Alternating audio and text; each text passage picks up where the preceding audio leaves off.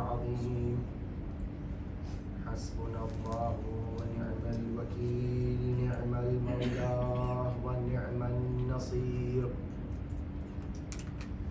الحمد لله الذي لا يبلغ مدحته القائلون ولا يحصي نعماءه العادون ولا يؤدي حقه المجتهدون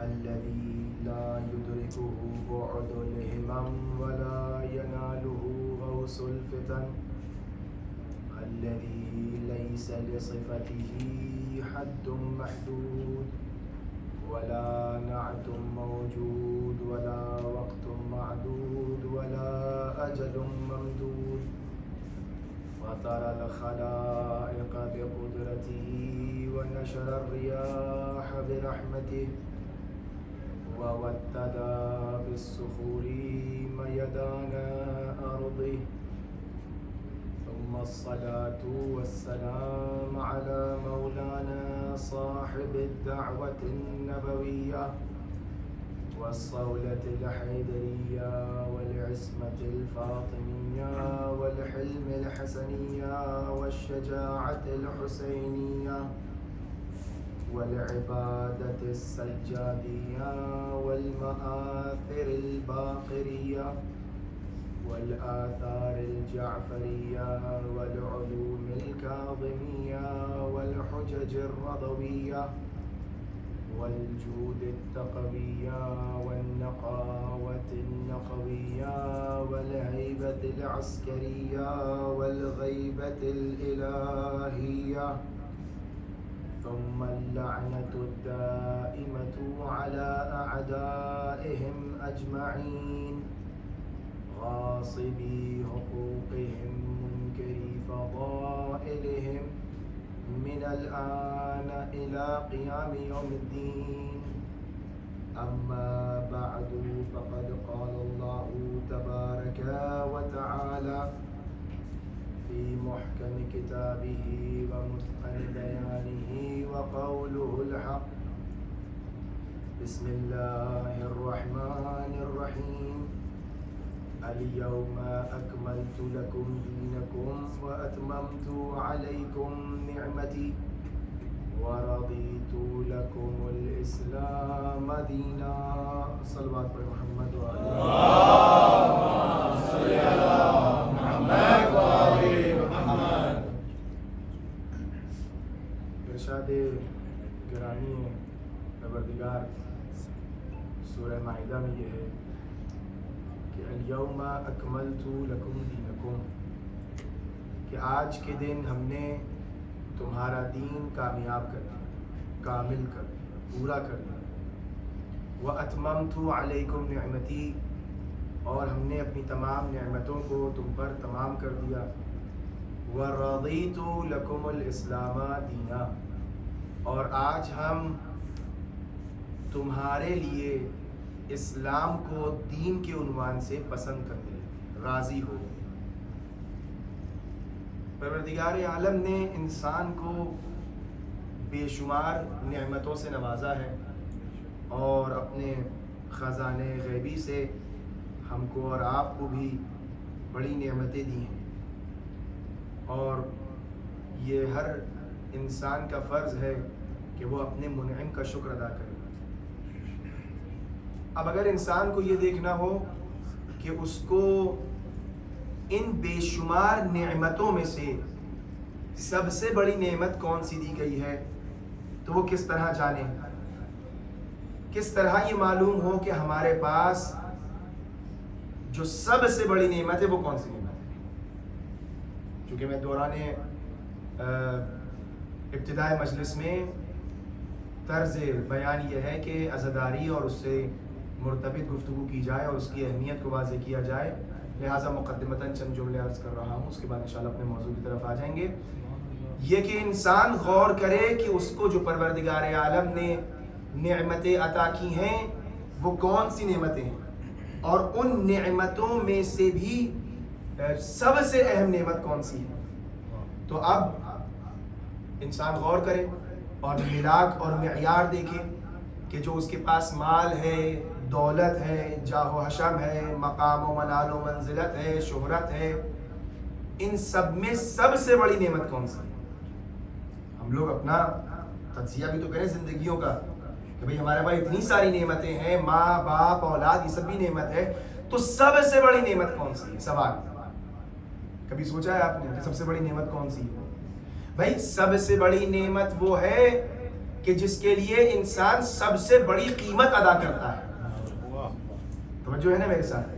مخصوصاً مومنین جو پیچھے بیٹھے ہیں وہ یہ نہ سمجھے وہ مجلس میں نہیں ہے، وہی مجلس میں ہے، تو سب کی توجہ میرے ساتھ رہے کہ جو سب سے بڑی نعمت ہے اس کے لیے سب سے بڑی قیمت ادا ہوتی ہے۔ اب انسان غور کرے اپنی زندگیوں میں اور دیکھے کہ سب سے بڑی قیمت کس نعمت کے لیے ادا ہو رہی ہے، اور اس کا بھی راہ حل ائمہ اطہار نے ہمیں بتایا۔ جب کسی نے امام سے آ کر یہ شکوہ کیا کہ مولا میں فقیر ہوں، تنگ دست ہوں، میرے پاس کچھ ہے نہیں، تو امام نے کیا کہا تھا؟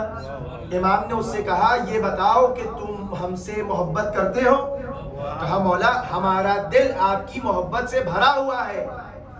تو جب کہا تمہارا دل ہماری محبت سے بھرا ہے اور اگر ہم تمہیں سونے کا پہاڑ عطا کر دیں تو کیا یہ محبت تم ہمیں واپس کر دو گے؟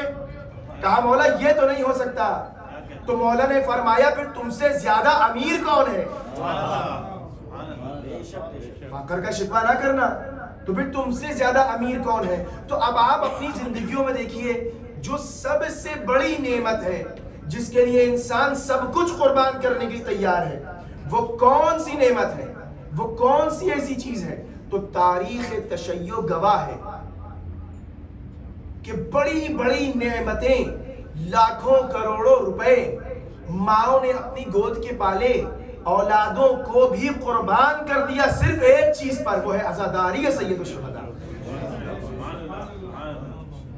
دیکھیے کتنا خرچ ہوتا ہے، کتنی قربانی دی جاتی ہے، سب کچھ راہ امام حسین میں قربان کیا جا رہا ہے۔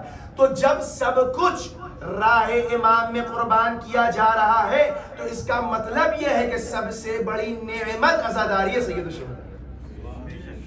یہ ہے معیار سمجھنے کا کہ کون سی نعمت۔ تو اب جب سب سے بڑی نعمت یہ محبت اہل بیت ہے اور سب سے بڑی نعمت یہ عزاداری ہے، تو پھر اس کو کم رنگ کرنا، کم سمجھنا یا اس کے برپا کرنے میں کوئی کوتاہی برتنا یہ کتنا بڑا جرم ہوگا، حق تلفی ہوگی، نہ صرف یہ کہ امام کی نسبت بلکہ خود ہماری زندگیوں میں بھی، ہماری زندگیوں پر بھی اس کا اثر پڑے گا۔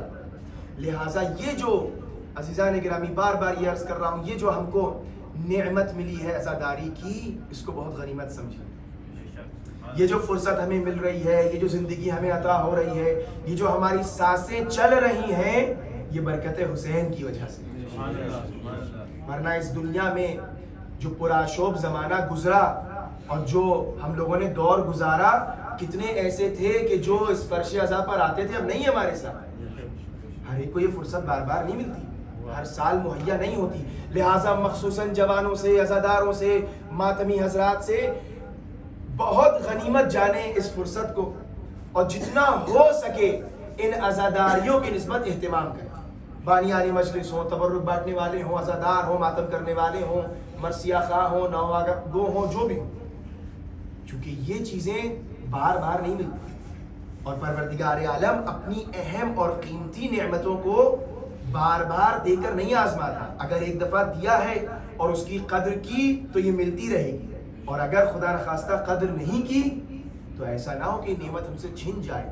پروردگار عالم نے اماموں کا سلسلہ شروع کیا، 11 امام تک اللہ نے انسانوں کو آزمایا، امت کو آزمایا، لیکن اگر قدر نہیں کرو گے تو 12ویں کو ہم غیبت میں پوشیدہ کر دیں گے، تم کو محروم کر دیں گے۔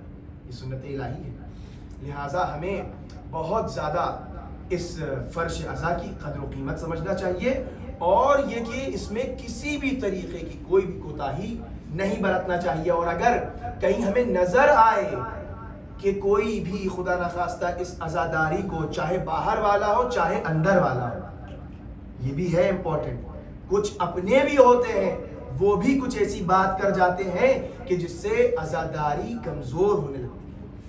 لہٰذا ایسا نہ ہو کہ ہم خدا نخواستہ یہ مقصد کہ جو انبیاء کا بھی مقصد ہے، جو اولیاء کا بھی مقصد ہے، کہیں سے کوئی کمی اس میں آ جائے۔ ایک صلوات پڑھیں محمد والے۔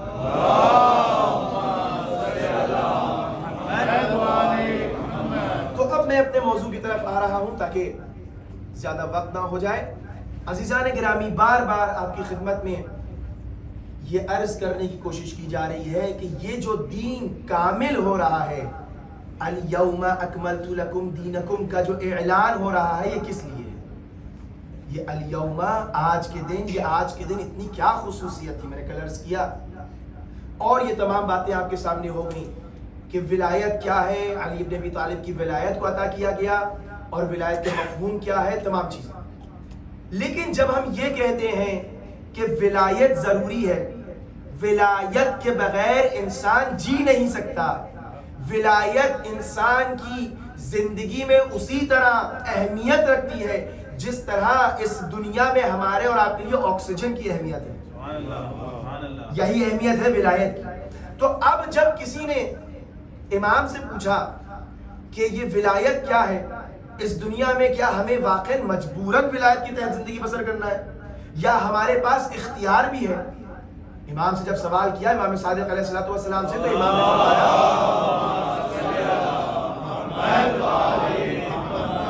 کہا مولا ہم کیا مجبور خلق ہوئے ہیں؟ میں نے آپ سے عرض کیا تھا ایک ولایت وہ ہے جس میں ہم مجبوراً جائیں گے، جانا ہے، اور ایک ولایت وہ ہے جس میں ہمیں اختیار ہے۔ لہٰذا اب بات یہاں پر آ کے رکتی ہے عقیدے کی کہ کیا ہم مجبور ہیں، توجہ، کیا ہم مجبور ہیں یا نہیں، ہم مختار ہیں؟ کیا اس دنیا میں تفویض ہے کہ ہمیں آزاد چھوڑ دیا گیا ہے یا نہیں، ہم مجبور ہیں؟ تو جب امام سے کسی نے یہ سوال کیا کہ مولا یہ بتائیے یہ جبر اور تفویض کیسی ہے، کیا ہم پوری طرح آزاد ہیں یا نہیں، ہم مجبور ہیں ہر کام میں، تو اتنا دقیق فلسفے کی بحث ہے پوری، جبر ہو، اختیار ہو، تفویض ہو، امر بین الامرین ہو۔ یہ صرف ائمہ ہیں کہ جو اتنی خوبصورتی سے اتنے اہم اور مشکل مسائل کو سمجھا دیتے ہیں۔ جب امام سے سوال ہوا تو امام نے کہا، سوال کیا ہے یاد رہے ذہن میں، کہ مولا کیا ہم مجبور ہیں یا نہیں، ہمارے پاس اختیار ہے؟ تو مولا نے ایک مرتبہ اس سے کہا کہ تم اپنا ایک پیر اٹھا لو، تو اس نے بڑی آسانی سے اپنا ایک پیر اٹھا لیا۔ اب مولا نے کہا دوسرا پیر بھی اٹھا لو، تو جب وہ دوسرا پیر اٹھانے لگا تو یہ پیر نیچے رکھنے لگا، تو مولا نے کہا نہیں یہ پیر نیچے نہ آئے، یہ بھی اٹھا لو۔ توجہ، کہا نہیں یہ تو نہیں ہو سکتا، ہم دونوں پیر کیسے ہوا میں اٹھا لیں، ایک پیر نیچے رہے گا ایک پیر اوپر رہے گا۔ تو مولا نے فرمایا بس جتنا اختیار تمہارے پاس ایک پیر کو اٹھانے میں اور دوسرا پیر نہ اٹھانے میں، یہی دنیا کا فلسفہ ہے۔ تم اتنے مختار ہو کہ ایک پیر اٹھا سکتے ہو لیکن مجبور ہو کہ ایک پیر زمین پر رہے۔ مولا نے فرمایا اس کو کہتے ہیں جبر اور اختیار نہیں ہے، یہ امر بین الامرین ہے۔ یہ کس کے لیے ہے؟ یہ انسانوں کے لیے ہے جو عام ہیں، کہ جن کو کسی کی ولایت میں آنا ہے، لیکن کس کی ولایت میں جانا ہے اس کا معیار کیا ہے؟ کہ جب جنگ خیبر میں فتح ہو گئی، امیر المومنین کے ہاتھ میں در خیبر آ گیا، تو لوگوں نے آ کے رسول اکرم سے کیا کہا؟ یا رسول اللہ علی کے ہاتھ میں خیبر ہے۔ عجیب، علی ابن ابی طالب کے ہاتھ میں در خیبر ہے۔ رسول اکرم نے فرمایا تم علی کے صرف بازوؤں کو دیکھ رہے ہو، ذرا علی کے پیروں کو دیکھو۔ تو جب علی کے پیروں کو دیکھا تو امیر المومنین کے پیر ہوا میں معلق تھے۔ یہ کیا ماجرا ہے؟ یہ بتایا یہ جا رہا ہے کہ تم اور ہم کسی کی ولایت میں جائیں گے، لیکن جو کل ولایت کا مختار ہو اس کو مجبور نہیں ہے کہ یا دونوں پیر اوپر رکھے یا دونوں پیر نیچے رکھے۔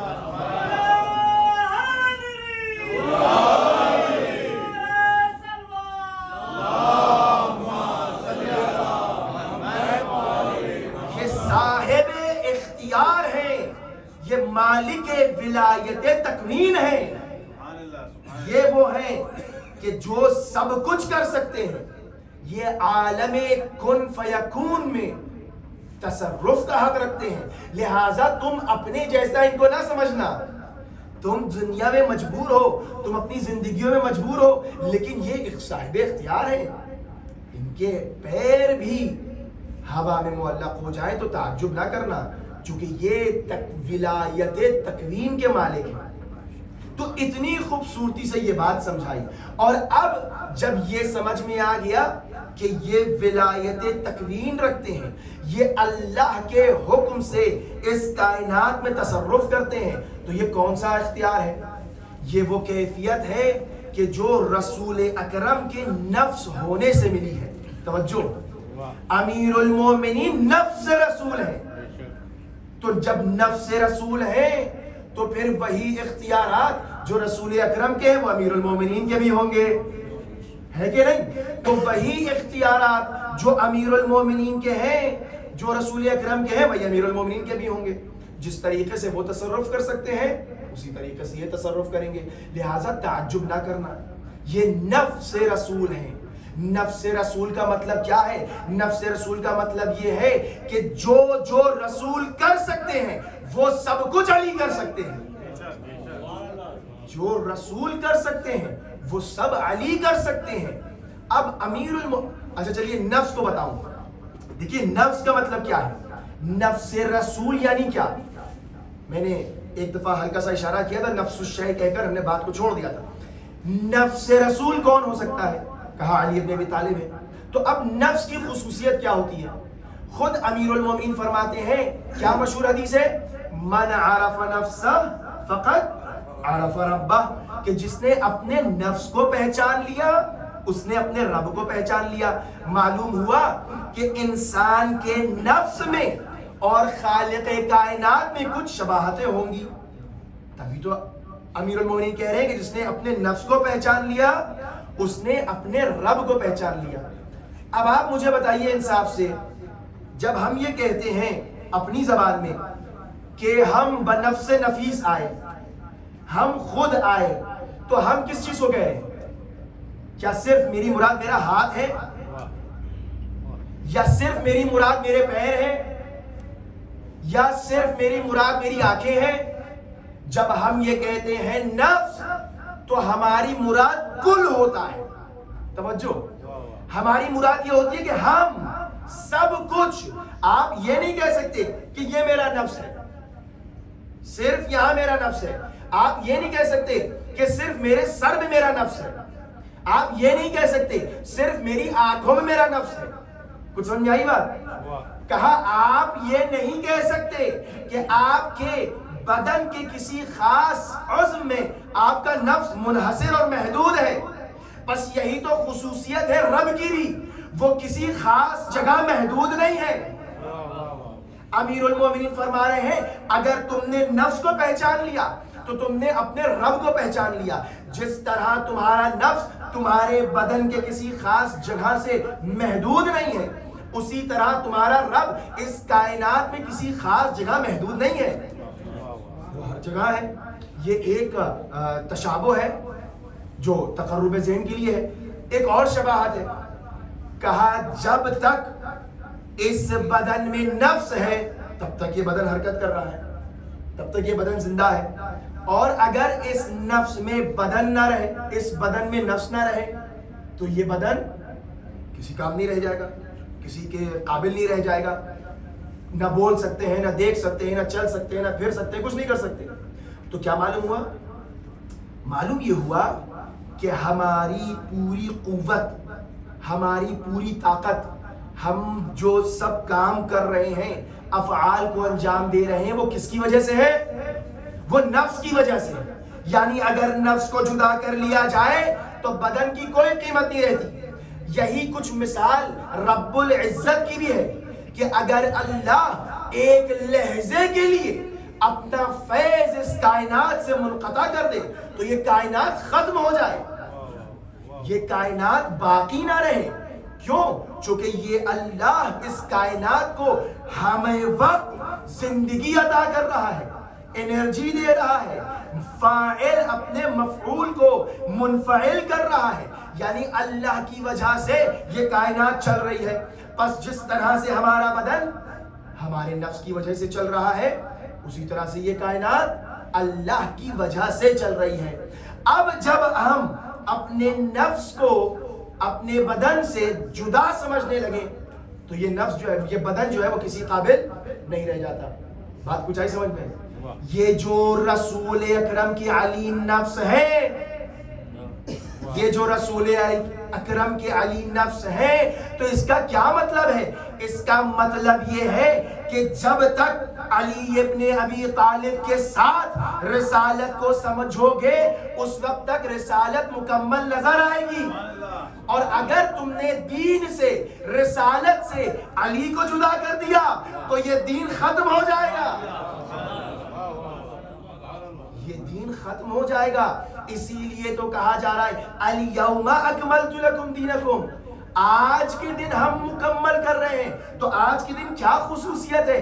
آج کے دن علی مرتضیٰ کی ولایت کے حصار میں دین کو دیا جا رہا ہے، اور ہم نے یہی تو کام کیا اپنی زندگی میں۔ ہم نے کبھی بھی علی مرتضیٰ کو رسول اکرم سے جدا نہیں کیا، چاہے وہ ہماری اذانیں ہوں، چاہے وہ ہمارا دین ہو۔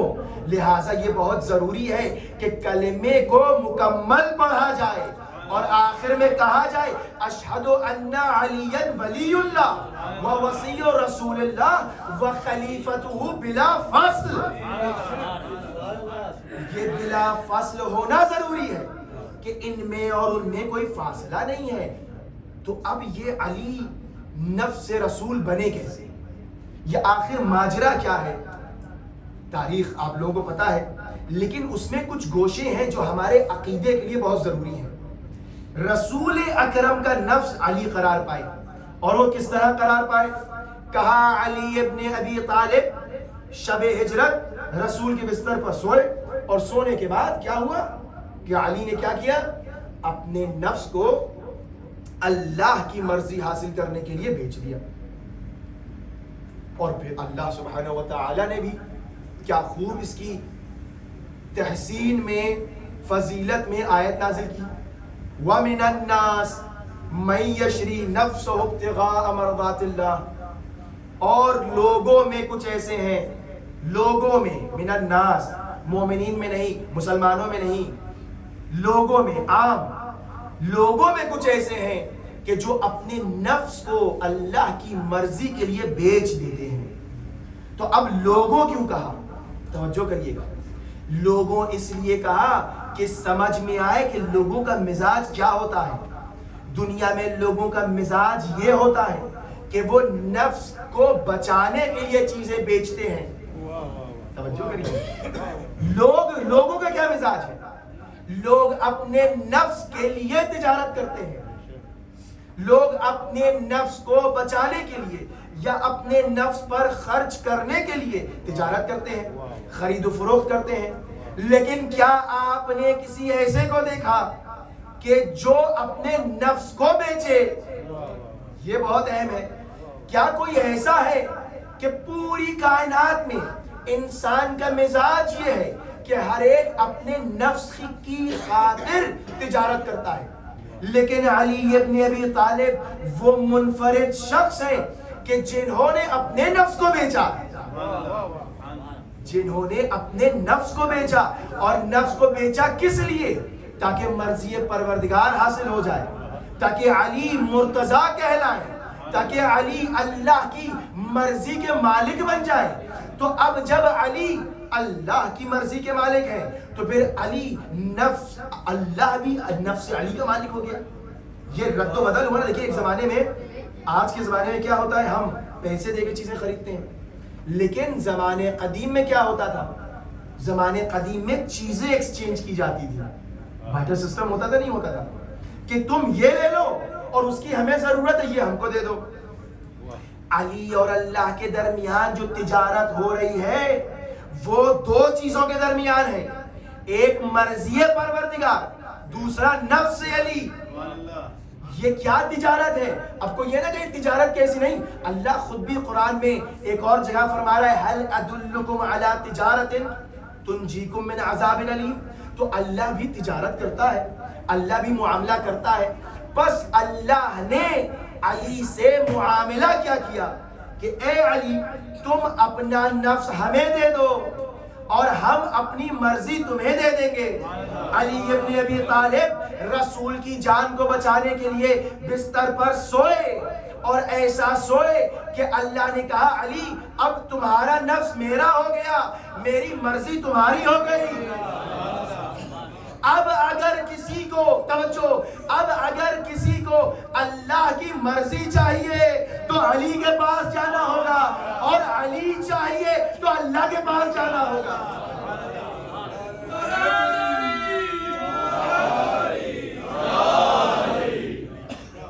اللہ کی مرضی چاہیے تو کہاں آنا ہے؟ علی ابن ابی طالب کے پاس. اور اگر علی چاہیے تو کہاں جانا ہے؟ مصلی عبادت پر آؤ, نماز پڑھو, روزہ رکھو. یہ الزام غلط ہے کہ علی کے محب حسین کے عزادار نماز نہیں پڑھتے. نہیں, ہم نمازیں پڑھتے ہی اسی لیے ہیں کہ اللہ اور علی سے قریب ہو جائے. جو فرما رہے ہیں آپ, یہ نمازیں, یہ عبادتیں, یہ کس لیے ہیں؟ کیوں؟ چونکہ یہ تجارت ایسی ہوئی کہ اب اللہ یہ کہہ رہا ہے اے اللہ, سوال ذہن میں یہ آتا ہے, اے اللہ تو نے تو علی کو خلق کیا تھا, تو پھر یہ تجارت کیوں کر رہا ہے؟ اگر نفس چاہیے تھا تو ایک اور نفس خلق کر لیتا. تو کن فیکون کا مالک ہے, تیرے قدرت میں کوئی کمی نہیں, ایک اور علی خلق ہو کر لیتا. کیوں نہیں کیا؟ توجہ, سوال یہ ہے کہ بھائی اللہ کی کیا قدرت منحصر ہے کسی چیز میں؟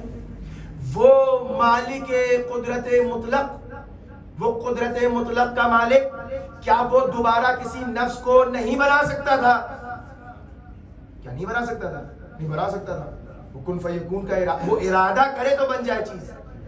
تو پھر یہ علی سے نفس خرید کیوں رہا ہے؟ توجہ, یہ تو خرید کیوں رہا ہے؟ عجب نہیں, انتظام پروردگار عالم یہ ہے کہ آج میں شب ہجرت علی کا نفس اس لیے خرید رہا ہوں کیونکہ 9 ہجری کو مباہلے میں رسول اکرم جب میرا دین بچانے کے لیے آئیں گے تو مجھے نبی کو کچھ دینا بھی ہوگا. لہٰذا آج علی کا نفس خرید کر مباہلے میں نبی کو ہدیہ کر دوں گا. تب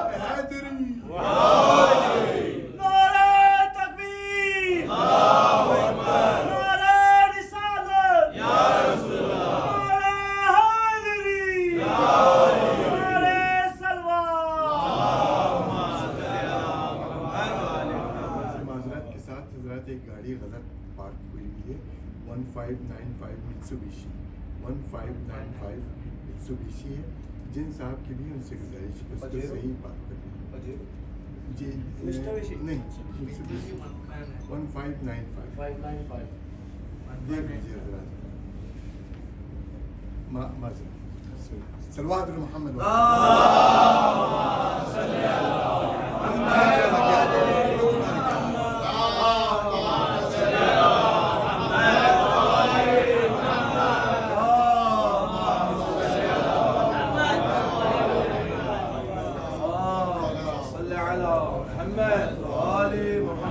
توجہ ہے آپ کی میرے ساتھ کہ یہ نفس رسول کیسے ہے. اب جب کوئی نفس رسول بن جائے, میں نے آپ سے عرض کیا کہ جب ہم کہتے ہیں نفس, ہم بول رہے ہیں, ہم یہ کہ ہمارا نفس بول رہا ہے, کہہ سکتے ہیں غلط ہے, صحیح ہے, ہمارا نفس بول رہا ہے, میرا نفس دیکھ رہا ہے, میرا نفس سن رہا ہے, ٹھیک ہے. تو جب تک ہم اپنے نفس کی نسبت کسی اپنے فعل کو منسوب کریں تو یہ صحیح ہے, چونکہ ہر اعضائے بدن کا ایک خاص فعل ہے, ہر عضو کا ایک خاص کردار ہے. ہاتھوں سے انسان پکڑتا ہے, زبان سے انسان بولتا ہے, آنکھوں سے انسان دیکھتا ہے, کانوں سے انسان سنتا ہے, آنکھوں سے انسان بولتا ہے, کانوں سے انسان چکھتا ہے, زبان سے انسان دیکھتا ہے. تعجب کیا آپ نے؟ تعجب کر رہے ہیں آپ؟ کیوں ہنس رہے ہیں؟ کیوں ہنس رہے ہیں؟ میں نے غلط نسبت دی ہے. توجہ, بیدار ہے میرے ساتھ. میں نے غلط نسبت دی تو آپ ہنسنے لگے. جب صحیح نسبتیں دے رہے تھے تو آپ نے کوئی تعجب نہیں کیا. یعنی کیا مطلب ہوا؟ مطلب یہ ہوا کہ کان آپ کو جو دیا گیا ہے وہ سننے کے لیے دیا گیا ہے. اگر آپ یہ کہیں کان ہمیں دیکھنے کے لیے دیا گیا ہے باہر گھسے گا. اگر آپ کہیں زبان ہمیں بولنے کے لیے دی گئی ہے تو کوئی تعجب نہیں. لیکن اگر آپ یہ کہیں زبان ہمیں دیکھنے کے لیے دی گئی ہے تو ہر ایک تعجب کرے گا. بس پتہ یہ چلا, زیادہ وقت نہیں لوں گا مثال, پتہ یہ چلا کہ ہمیں چاہیے کہ ہم ہر فعل کو اس کے خاص عضو سے درست منسوب کریں, اور اگر نہیں کر پا رہے ہیں تو ہم یہ کہہ دیں ہمارے نفس نے کیا. اگر آپ نے یہ کہہ دیا میں نے یہ کیا, میرے نفس نے یہ کیا, تو کوئی غلط نہیں ہے. میرے نفس نے بولا, میرے نفس نے دیکھا, میرے نفس نے چکھا, میرے نفس نے سنا, میرے نفس نے, آپ سب کہہ سکتے ہیں. بس سمجھ میں یہ آتا ہے کہ یہ جو نفس ہے یہ انسان کے تمام افعال جو بدن سے صادر ہوتے ہیں, ظاہر میں نظر آتے ہیں, اس کو نفس کے ساتھ آپ نسبت دے سکتے ہیں. سمجھ میں آگی بات یہاں تک ہے؟ یعنی آپ تمام اپنے افعال کو نفس سے منسوب کر سکتے ہیں, یہ غلط نہیں ہے. لیکن کس کے نفس سے؟ اپنے ہی نفس سے. توجہ, میں اپنے نفس کے کام آپ کے نفس سے منسوب نہیں کر سکتا. میں بولوں اور میں کہوں آپ کا نفس بول رہا ہے, یہ غلط ہے. توجہ میرے ساتھ دیکھیں, نفس کا یہ بڑا نازک مرحلہ ہے کہ نفس کو آپ تمام اپنے افعال سے منسوب کر سکتے ہیں. بس علی ابن ابی طالب جب نفس رسول بنے تو اس کا مطلب کیا ہوا کہ یہ نفس رسول ہے.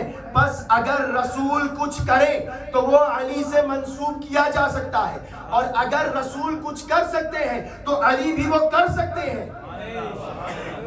یہ نتیجہ نکلتا ہے کہ علی بھی وہ تمام کام کر سکتے ہیں. بس جتنے اختیارات اللہ نے اپنے نبی کو دیے ہیں وہ تمام تر اختیارات اللہ نے اپنے ولی کو دیے ہیں. یہ کیا تجارت ہے؟ یہ تجارت نفس رسول ہے کہ جو تمام اختیارات رسول کے پاس ہے وہ تمام اختیارات علی کے پاس ہی ہیں. اور یہ عجیب نہیں ہے کہ یہ اختیارات فقط دین میں ہوں, نماز بتانے میں, روزہ بتانے میں, حج بتانے میں, قربانی بتانے میں, زکات نہیں, ہر چیز میں علی ابن ابی طالب کو رسول کا اختیار ہے. رسول نے اپنا نفس بنایا ہے تو کس حد تک علی کے اختیارات ہیں؟ توجہ فرمائیے, کس حد تک علی ابن ابی طالب کے اختیارات ہیں, اس کا دائرہ کتنا ہے, اس کا دائرہ کتنا وسیع ہے, یہ باؤنڈری کہاں تک کے ہے, یہ ہمیں کون بتائے گا؟ یہ ہمیں رسول اکرم بتائیں گے کہ دیکھو علی کے اختیارات کہاں تک کے ہیں. رسول اکرم کی آخری زندگی کے جو ایام تھے اس میں آپ نے ایک دن امیر المومنین کو اپنے پاس بلایا. میں وصیت پڑھنا چاہ رہا ہوں رسول اکرم کی, اور بہت حساس مرحلہ ہے, نفس رسول کا مرحلہ ہے, عقیدے سے وابستہ بات ہے, اور ہو سکتا ہے کچھ لوگوں کے لیے ڈسپیوٹڈ بھی ہو. ٹھیک ہے, تو شیخ صدوق اپنی کتاب الخصال میں اس روایت کو نقل کرتے ہیں. حوالے کے ساتھ میں عرض کر رہا ہوں چونکہ بات بہت حساس ہے, موضوع بہت حساس ہے. رسول اکرم نے امیر المومنین کو بلایا, کہا یا علی انت امیر المؤمنین, میں عین عبارت پڑھوں گا, انت امیر المؤمنین وسماک اللہ فی السماء امیر المؤمنین وعلی المرتضی وفاروق الاعظم وصدیق الاکبر.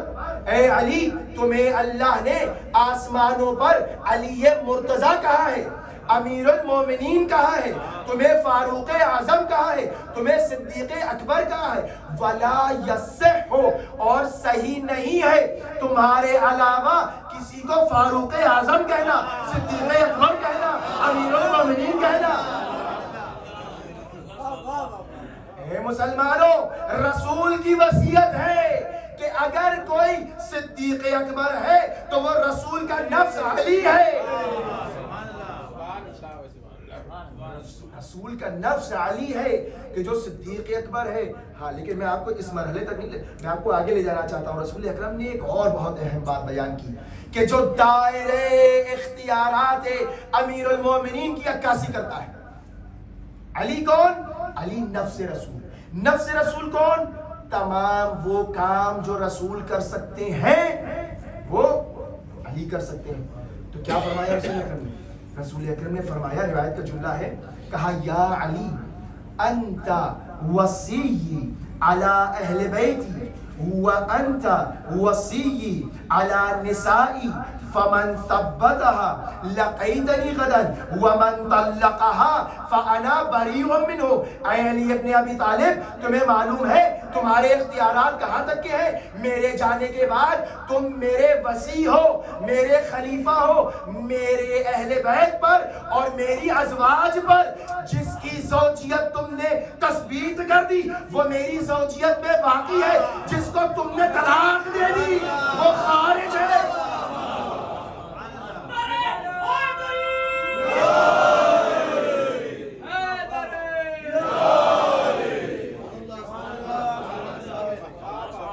سمجھ میں آئے علی نفس رسول؟ علی کے اختیارات پتہ ہے کہاں تک کے ہیں؟ علی کے اختیارات صرف محدود نہیں ہیں کہ تم علی سے دین ہی لیتے رہو، بلکہ رسول اکرم فرما رہے ہیں اے علی جس سے تم نے میری زوجہ کی زوجیت کو ثابت رکھا، قیامت کے دن میں اس سے ملاقات کروں گا. لیکن اگر تم نے تمہاری مرضی ہے علی، تمہاری مرضی ہے، اگر تم نے کسی کو طلاق دے دی میری طرف سے میری زوجہ کو، تو پھر میں قیامت کے دن انا بریء منہا، میں قیامت کے دن اس کا چہرہ نہیں دیکھوں گا. علی ابن ابی طالب کے اختیارات سمجھ میں آئے؟ یہ صرف محدود نہیں ہیں کسی خاص فعل دین سے، بلکہ ان کے اختیارات عجیب ہیں، ان کے اختیارات بہت وسیع ہیں. لہٰذا تاریخ میں جملہ کیا ملتا ہے؟ تاریخ میں ایک جملہ ملتا ہے، اور یہ صرف ایک جگہ پہ روایت نہیں ہے، متعدد جگہوں پہ متعدد کتابوں میں روایات موجود ہیں کہ جس دن جنگ جمل واقع ہوئی تو اس دن امیر المومنین نے یہ دیکھا کہ ہزاروں کی تعداد میں مسلمانوں کا ناحق خون بہہ رہا ہے. تو ایک مرتبہ امیر المومنین نے اس اونٹنی کی طرف اشارہ کیا اور یہ ارشاد فرمایا، بآواز بلند کہا تاکہ سب اس بات کو سن لیں، اور کہا اس بات کو کہ تمہاری وجہ سے مسلمانوں کا خون بہہ رہا ہے اور دیر نہ کرنا، ورنہ جو اختیار طلاق رسول اللہ نے مجھے دیا تھا وہ میں آج استعمال کروں گا. امیر المومنین یہ ارشاد فرما رہے ہیں جو اختیار طلاق مجھے دیا تھا وہ میں استعمال کر لوں گا. بعض نے کہا کیا اور بعض نے کہا تھوڑا سا اس میں شک ہے کہ واقعی طلاق دی. یعنی یہ طلاق کیا ہے؟ یہ طلاق کوئی اور تصور نہیں کرے. طلاق یہ ہے، امام سے جب سوال ہوا کہ یا ابن رسول اللہ بتائیے کہ یہ ہم شیعوں سے یہ بات سنتے ہیں، آپ کے چاہنے والوں سے یہ بات سنتے ہیں کہ امیر المومنین نے اپنا یہ اختیار استعمال کیا، تو امام نے یہ فرمایا کہ طلاق کا مطلب کیا ہے؟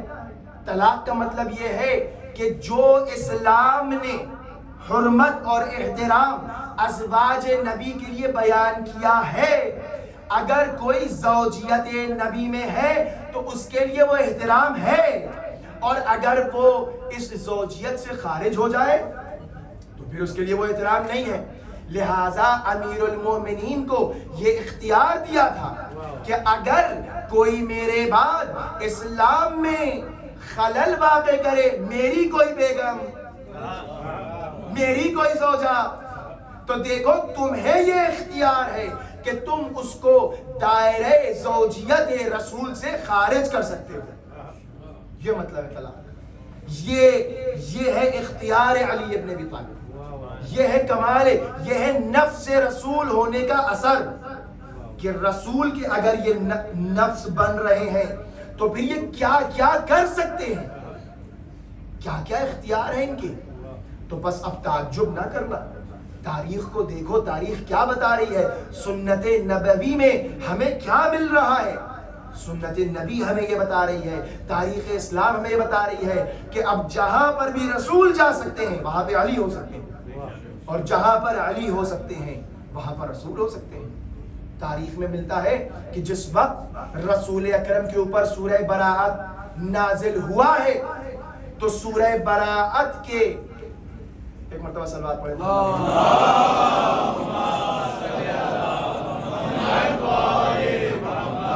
اشارہ کیا جا رہا ہے تھوڑا تھوڑا آپ لوگ آگے قریب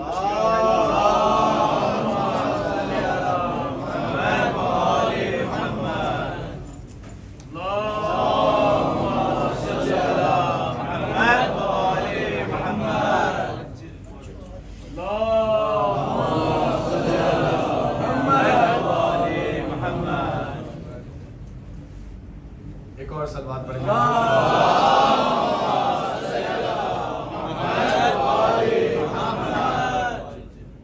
تو توجہ ہے میرے ساتھ آپ کی. امیر المؤمنین نفس رسول ہے. تو معلوم یہ ہوا کہ تمام وہ اختیارات جو رسول اکرم کے پاس ہیں وہ امیر المؤمنین کے پاس ہیں. اور ایسا نہیں ہے کہ یہ اختیارات فقط محدود ہوں چند چیزوں میں، نہیں، بلکہ جب رسول اکرم کے اوپر سورہ براءت کا نزول ہوا ہے تو جو سب سے پہلے وحی کا اعلان ہوا ہے، یعنی دریافت وحی رسول کے لیے ہے لیکن ابلاغ وحی بزبان علی ہے. ہم نے تو ابھی تک یہ سوچا تھا اور سن رکھا تھا کہ رسول نبی ہیں، وحی لیں گے اور وحی کو پہنچائیں گے، لیکن سورہ براءت والے دن الگ ہی انداز ہے. رسول دریافت کر رہے ہیں سورہ کو اور دے رہے ہیں علی کو کہ علی آپ ابلاغ کیجئے. یہ عجیب. تو اب جب جبرائیل نازل ہوئے اور نازل ہوئے وہ پورا تمام واقعہ مجھے اس میں نہیں جانا ہے کہ رسول اکرم نے اپنے ایک صحابی کو بھیجا، ان کو واپس بلایا، ان سے یہ چھین لیا اور چھین کے پھر علی کو دیا. یہ تمام واقعات جبرائیل امین نازل ہوئے اور نازل ہونے کے بعد رسول اکرم سے یہ کہا یا رسول اللہ لا یؤدی، یہ جو امانت آپ کو دی جا رہی ہے یا آپ خود پہنچائیں یا کسی اپنے جیسے کو دے وہ پہنچائے. یہ کیا مطلب ہے؟ مطلب یہ ہے کہ اللہ راضی ہے اس بات سے کہ یا آپ اس آیت کو پڑھ کے سنا دیں یا آپ جیسا کوئی آیت کو پڑھ کے سنا دیں. تو اللہ کے نزدیک یہ قبول ہے. تو رسول اکرم نے علی کو بھیجا اور یہ عظیم فضیلت جناب امیر کائنات کی حساب میں آئی اور ان کو نصیب ہوئی کہ آپ کی زبان سے سب سے پہلی بار سورہ براءت لوگوں نے امیر المؤمنین سے سنا ہے. یہ اتحاد ہے نفس رسول ہونے کا. یہ اتحاد ہے کہ جو رسول کرنا چاہتے ہیں وہ علی کر سکتے ہیں، بلکہ اللہ خود وہ کام جو رسول کے ہیں وہ علی سے کرواتا ہے. بس آپ جہاں جہاں دیکھیے گا مسجد جو ہے وہ نبی کی ہے لیکن مصلی پر علی نظر آئیں گے. مصلی نبی کا ہوتا ہے لیکن اس پر نماز علی کی ہوتی ہے. منبر نبی کا ہوتا ہے لیکن اس پر گفتگو علی کی ہوتی ہے. یہ زبان علی کی ہوتی ہے لیکن حکم نبی کا ہوتا ہے. شب ہجرت بستر رسول کا ہے لیکن سونا علی کا ہوتا ہے. یہ اتحاد اتنا مضبوط ہے کہ اولاد علی کی ہوتی ہے، آل مصطفیٰ کہلاتی ہے. اور اختیار یہاں تک محدود نہیں ہے، ازواج نبی کی ہوتی ہے، اختیار طلاق علی کا ہوتا ہے.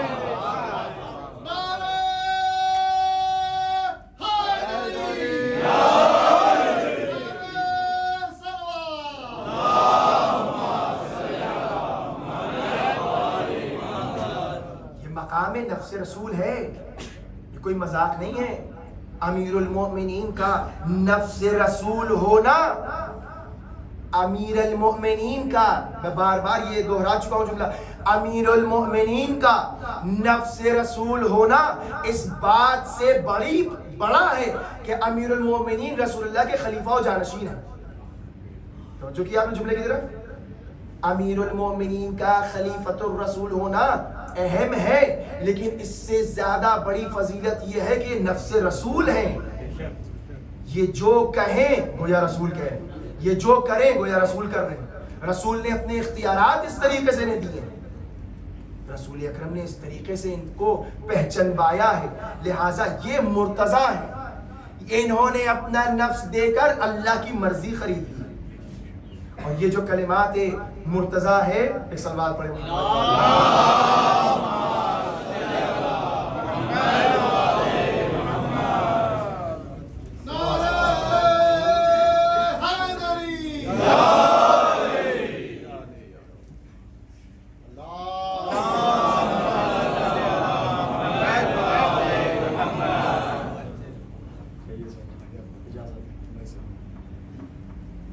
تو میں عرض کر رہا تھا کہ یہ نفس رسول ہے اور یہ عند اللہ مرتضیٰ ہے، مرضی پروردگار عالم کے مالک ہیں.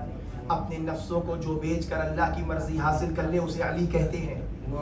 عام انسان اپنے نفسوں کے لیے چیزیں بیچتے ہیں، خریدتے ہیں، لیکن علی اپنا نفس اللہ کی مرضی کے لیے بیچتے ہیں، لہٰذا یہ مرتضیٰ قرار پائے. اور ہمیں یہ لفظ رضا، مرتضیٰ، رضایت اہل بیت کے ہی گھرانے میں ملتا ہے. علی یہ مرتضیٰ ہے. جناب فاطمہ کے لیے بھی رسول اکرم نے کیا فرمایا؟ ان اللہ یرضی لرضاها، اللہ ان کی رضا سے راضی ہوتا ہے. امام حسین بھی کیا فرمایا؟ یا ایتها النفس المطمئنہ ارجعی الی ربک راضیۃ مرضیہ. یہ خاندان وہ ہے کہ جس نے اللہ کی مرضی حاصل کر لی ہے، اور یہ خاندان وہ ہے کہ جن سے اللہ راضی ہے، یہ اللہ سے راضی ہے. لہٰذا یہ جو مقام رضا ہے، یہ میں نے عرض کیا بھی آپ کے سامنے شروع میں تھا کہ یہ جو مقامات ہیں، جتنے بڑے مقامات ہوتے ہیں اس کے لیے اتنی بڑی قربانی دینا ہوتی ہے، اس کے لیے اتنی ہی بڑی قیمت ادا کرنا پڑتی ہے. جناب زہرا اگر مرضی پروردگار کی مالکہ ہے تو جناب زہرا نے بڑی قیمت ادا کی ہے. امام حسین اگر راضیۃ مرضیہ کی مصداق بن رہے ہیں تو کب؟ جب کربلا میں قربانی دے رہے ہیں. ایسے ہی نہیں بن گئے راضیۃ مرضیہ. ایتها النفس نہیں، یہ نفس مطمئنہ اس لیے ہے کہ گود کے پالے شہید ہو رہے لیکن اطمینان حسین بڑھتا جاتا ہے، اس لیے یہ راضیۃ مرضیہ ہے. ہر فرد ان کے خاندان کا اسی طرح، کیونکہ قربانیاں دی ہیں، جذبہ قربانی اس خاندان میں نظر آتا ہے. امام حسن نے بھی کم قربانیاں نہیں دی ہیں. امام حسن مجتبیٰ نے بڑی زحمات برداشت کی. تنہا وہ جنازہ کہ جس کا 2 دفعہ کفن بدلا گیا ہو، وہ امام حسن مجتبیٰ نے، کہ سفید چادر میں گیا تھا اور لال چادر میں گھر واپس آیا. امام حسن مجتبیٰ بھی مرضی پروردگار کے مالک ہیں، ایسا نہیں ہے. اور جس وقت آپ کے جگر کے ٹکڑے گر رہے تھے تو اس وقت امام حسین تڑپ رہے تھے اور ایک تشت لیے کھڑے ہیں اور بھائی کے جگر کے ٹکڑوں کو سمیٹ رہے ہیں. آج حسین 28 صفر کو اپنے بھائی کے جگر کے ٹکڑے سمیٹ رہے ہیں. کل کربلا میں 61 ہجری میں بھی اپنے بھائی کے جگر کے ٹکڑوں کو سمیٹ رہے ہیں.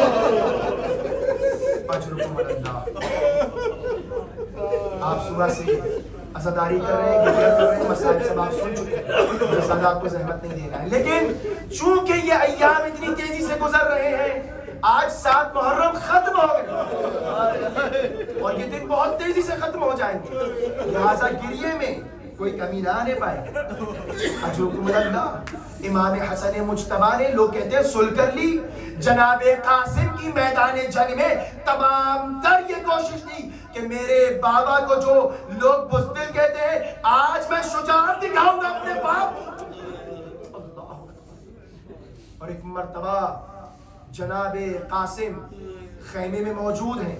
امام حسین تمام اصحاب کو بتاتے ہیں کہ تمہاری اس طرح شہادت ہوگی، تمہاری اس کیفیت سے شہادت ہوگی، تم فلاں جگہ میدان کارزار میں گرو گے، تمہیں اس طرح شہید کیا جائے گا. تمام اصحاب کے نام لے لیے. جب امام حسین نے فہرست بند کر دی تو جناب قاسم نے تڑپ کے پوچھا، اے اماں، اے امو جان، کیا میرا نام شہداء کی فہرست میں نہیں ہے؟ اللہ اکبر. کیا جذبہ شجاعت ہے، کیا جذبہ ہے کہ اپنی جان کو امام کے اوپر نثار کر دی۔ ایک مرتبہ امام حسین نے چاہا دنیا والوں کے اوپر حسن کے اس یتیم کی شجاعت اور واضح ہو جائے، فرمایا ہے بیٹا کیف الموت عندک، تمہارے نزدیک موت کیسی ہے؟ تو فرمایا چچا جان اہل من العسل، اگر آپ کی رکاب میں آئے تو شہد سے زیادہ شیریں ہوگی۔ اجرکم اللہ۔ اور پھر امام اس اپنے جگر کے ٹکڑے کو کیا جواب دیں؟ یاد رکھیے گا یہ بات کہ امام حسین علیہ السلام کے لیے جناب علی اکبر کا جنازہ اٹھانا آسان تھا، لیکن قاسم کا جنازہ اٹھانا مشکل تھا، کیونکہ یہ بھائی کی آخری نشانی ہے۔ جب قاسم پوچھتے ہیں چچا جان کیا میرا نام شہداء میں نہیں ہے، تو عجب نہیں امام حسین سوچتے ہوں گے میں کیا کہوں اپنے اس لال کو۔ ایک مرتبہ امام فرماتے ہیں بیٹا تم بھی شہید ہوگے، میرا چھوٹا بچہ اصغر بھی شہید ہوگا۔ چچا جان کیا اعداء خیام میں آ جائیں گے؟ نہیں میں اصغر کو خود لے کر جاؤں گا۔ اللہ اکبر۔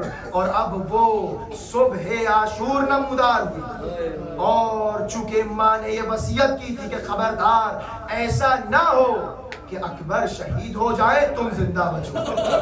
کیا کبھی ایسی ماں دیکھی ہے کسی نے کہ جو اپنے بچے سے پوچھے اے بیٹا ابھی تک زندہ ہو، ابھی تک مرے نہیں؟ خبردار ایسا نہ ہو کہ اکبر کے اوپر آنچ آ جائے تم زندہ رہ جاؤ۔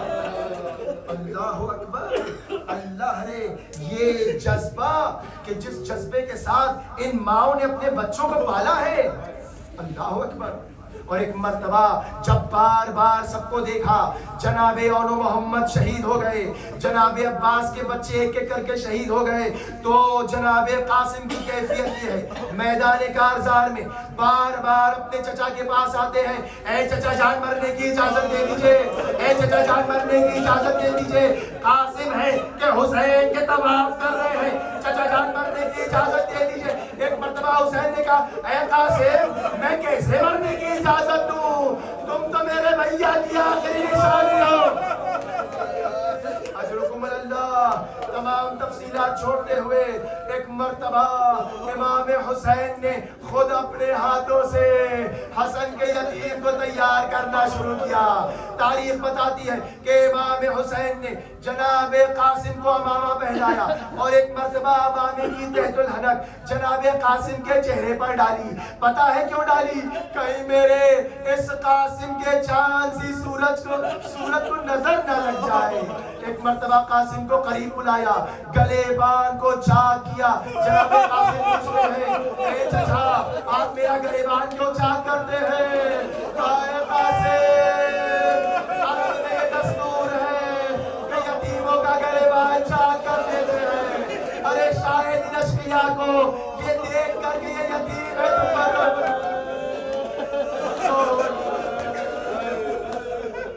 اجرکم اللہ۔ ایک مرتبہ جناب قاسم جاتے ہیں میدان جنگ میں، جوش شجاعت میں جنگ کی ہے، حضرت سینکڑوں کو فاصلے جہنم کیا۔ ایک مرتبہ جب قاسم گھوڑے سے زمین پر آئے تو آواز دی یا اماں ادرکنی، اے چچا میری مدد کو آئیے۔ ادھر سے حسین آگے بڑھے، ادھر سے عباس آگے بڑھے، اشقیاء کو لگا حسین حملہ کر رہے ہیں، لو ازاداروں غضب ہو گیا۔ ارے یہ حسن کا یتیم کربلا کی زمین پر گھوڑوں کی ٹانگوں کے نیچے پامال ہوتا جاتا ہے۔ امام زمانہ سلام کرتے ہیں، سلام ہو اس شہید پر جس کی داہنی پسلیاں ٹوٹ کر بائیں جانب آ گئی، بائیں پسلیاں ٹوٹ کر دائیں جانب آ گئی۔ مقاتل لکھتے ہیں جب بھی حسن کے اسلام کے سینے پر ٹاپ پڑتی تھی چیخ کے پکارتے تھے یا مانا جان، اے چچا جان جلدی آئیے، اے چچا جان جلدی۔ اجرکم اللہ۔ ایک مرتبہ امام حسین جناب قاسم کے سرانے پہنچے، جناب قاسم کو دیکھا۔ ایک مرتبہ امام حسین کہتے ہیں میرے لال تمہارے چچا پر بڑا شوق ہے کہ تم بلاتے رہے، میں پہنچ نہ سکا، بس انہی کلمات کے ساتھ قاسم کی روح پرواز کر گئی۔ ایک مرتبہ حسین نے काबा का दामन खोला, टुकड़ों को छुटना शुरू किया। एक मर्तबा आका को जब समेटा तो एक गठरी देकर उसे नंगे शहीदा में पहुंचे। अरे ये क्या लेकर आ रहे हैं? ये कासिम की लाश के टुकड़े नहीं, ये हसन के जिगर के